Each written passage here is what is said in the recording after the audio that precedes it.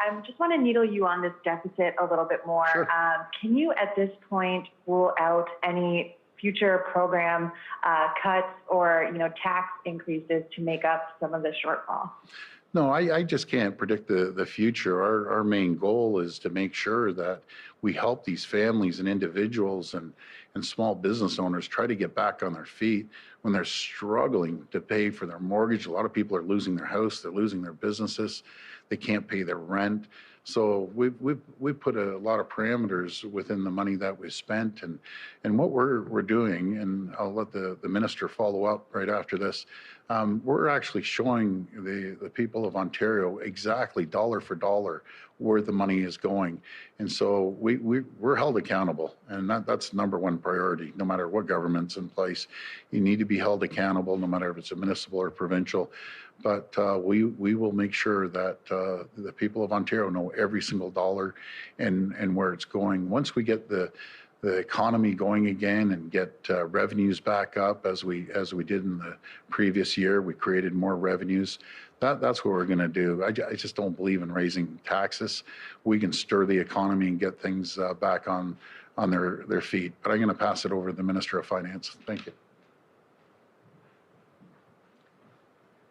Thanks, Premier. That's correct. We have committed to every quarter updating and being transparent with Ontarians. I like to reference sometimes that the previous government missed or was late for 8 of their last 10 or 13 quarterly updates, but we do that regularly because we think people do need to know where the dollars are spent.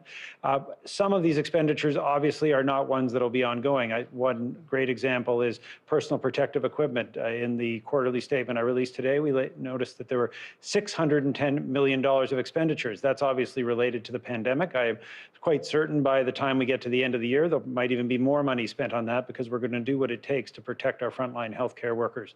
But that's an example of the kind of expenditure that one wouldn't expect to continue. And when you look across the breadth of the expansion of the spending that we outlined today, over $13 billion, much of it is in response to very specific health issue, the health crisis we're facing, and the economic crisis we're facing. So, of course, as the Premier said, our objective is to get the economy back on track.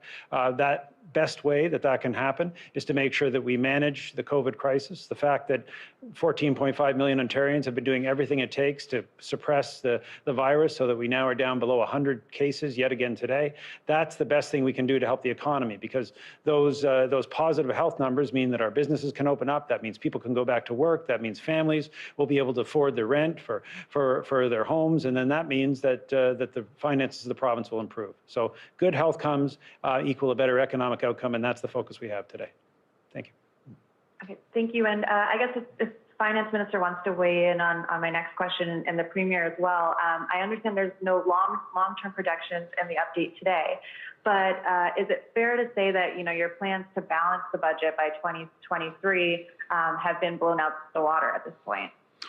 Well, hopefully, we're going to try to stay on track, but yes, it is. I'm going to be very frank. It was a whole different situation 6 months ago compared to now, but we're going to continue being very fiscally conservative, responsible, and I think through technology and other aspects of driving efficiencies, because no matter if it's in the private sector or the public sector, people have found ways to do business differently. And if we don't do business differently and deliver services differently, but better, that doesn't mean reduce them, but come up with better ways of doing it, we're gonna fall behind the rest of the world.